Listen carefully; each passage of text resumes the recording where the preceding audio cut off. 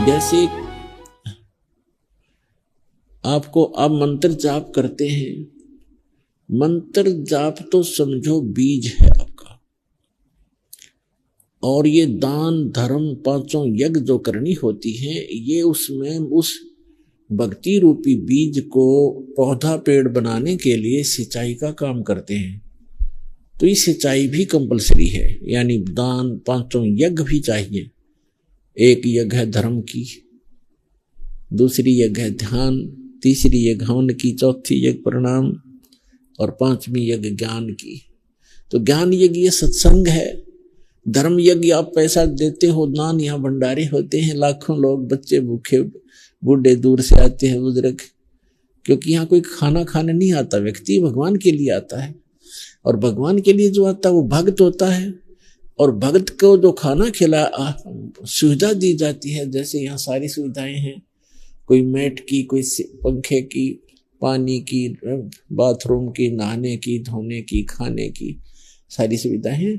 तो भक्त के लिए जो सेवा लगती है वो अन्य, वैसे तो द्वार पे कोई भी व्यक्ति आ जाए उसको खाना खिलाने से लाभ होता है, लेकिन भगत को और भी, भगत से और भी ज्यादा लाभ होता है। तो यहाँ जितने भी आते हैं सतभक्त सत्साधक आते हैं, दुखी व्यक्ति आते हैं, तो यहाँ भंडारा चल रहा होता है, आते आत्मा तृप्त होती है, सब समस्याएं समाप्त हो जाती हैं। तो ऐसा आपका किया हुआ दान बहुत घना लाभ देता है आपको। तो इसलिए कहते हैं एक यज्ञ है धर्म की, दूसरी यज्ञ है ध्यान और तीसरी यज्ञ हवन की। ध्यान यज्ञ है, जैसे एक यज्ञ है धर्म की, धर्म याति भोजन भंडारे सारी सुविधाएं प्राप्त हैं, पानी है। फिर ध्यान यानी भगवान, आप यहाँ आते हो तो परमात्मा की याद ही रहती है, यहाँ चर्चा चलती है तो भगवान की ही चलती है। यहाँ आकर भी कोई नालायक इधर उधर की गप्पे मारता है तो भक्त नहीं है, अभी वो बालक है या पहली दूसरी कक्षा का बच्चा, तो इधर उधर की बातें कर सकता है। जो प्रथम दूसरी तीसरी बार आया हो तो उसके साथ बड़े पुराने भक्तों को चाहिए, एक दो बात उसकी सुने, कोई दुख बताता है दुख सुने, फिर उसको बतावे, फिर कहे भी अपना मंत्र कर, मंत्र से लाभ होता है, गुरुजी बताते हैं, भक्ति करते रहो। तो यहाँ आओगे तो मालिक का ही ध्यान रहेगा। ये ध्यान यज्ञ है, हठ योग नहीं है।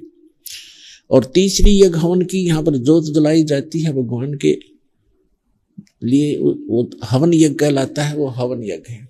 और चौथी यज्ञ प्रणाम, यहाँ सब प्रणाम करते हैं भगवान को, अहंकार टूटता है आपका और आपको बहुत घना पुण्य मिलता है प्रणाम यज्ञ से।